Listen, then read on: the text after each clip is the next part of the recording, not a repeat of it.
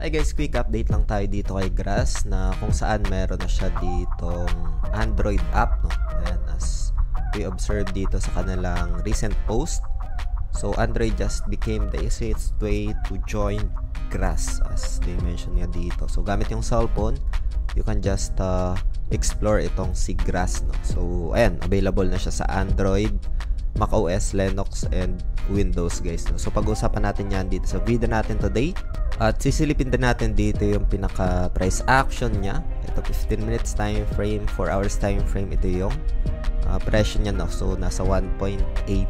So pag-usapan natin yan dito sa video natin today.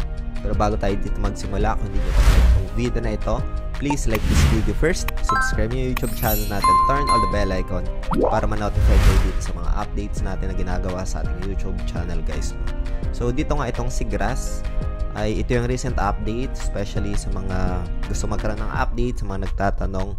Hope you get some insights dito, guys, no? So currently nasa Epoch 9 yung status niya sa stage 2. So ito yung recent update nila, gamit yung cellphone is pwede na mag-farm ng Grass, no?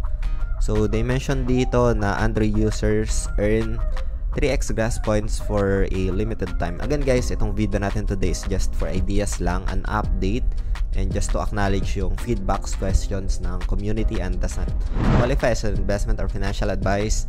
Also, yung airdrop is purely speculative and hindi siya guarantee, guys, no? So hope you get some insights dito. Crypto is very volatile and hope you understand yung pinaka-risk and reward, no, para magkaroon kayo dito ng informed decisions sa end ninyo. So dito, other updates pa is Grass uses internet and internet only, so your data stays private, no access, more of like privacy ito, and other details pa, no?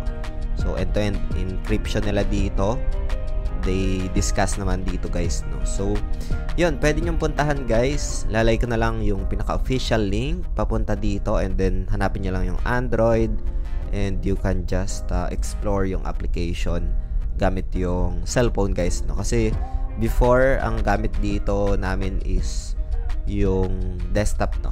Gamit yung application sa desktop like Windows, also sa Linux and Mac OS, and yung sa pinaka-extensions if browser yung gamit mo.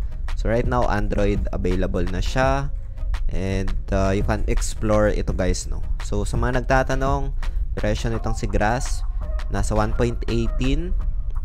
Ayan, crypto BTC is currently on its move and nasa resistance ngayon si BTC. Itong si Grass ay galing sa support, no, sa daily. If makikita natin, nasa base support siya. Niretest niya yung 98 cents or around that zone. That's my support zone, itong area na ito.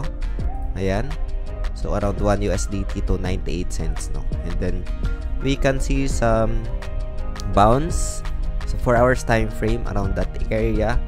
Pero kasi if titingnan natin, VWAP natin dito, EMA pala, itong kulay dilaw natin is yung next sa resistance niya 1.53, no? So yung dating support magiging resistance if ever na umakyat yung presyo niya. So ito yung pinaka price ngayon ni Grass as per checking dito sa ating chart, no? So this is on the daily time frame after retesting yung 1 USDT. Again, guys, yung crypto is very volatile. It's a risk if you don't understand, especially if you don't have experience, no? It's better to have experience and understand yung pinaka-risk dito. And I think downside scenario naman dito for Grass, if hindi niya kayang basagin yung 1.27, if magkaroon pa siya ng pag-angat ng presyo, meron pa nga tayo dito nakikita na resistance, guys, no? Itong zone na to, 1.2. If ever na mabasag or if ever na hindi niya kayang basagin ito at ma-reject, there's a probability na mag-double bottom pa rin, guys, no? Pwede pa rin niyang balikan itong zone na ito. Ito yung dating support pa rin niya or recent support, guys, no? 96.98 cents to be exact if we determine itong pinaka-zone dito sa price action nitong si Grass, no? So kailangan niyang basagin itong area na ito, 1.22, 1.23 territory. That's the initial resistance mini chart.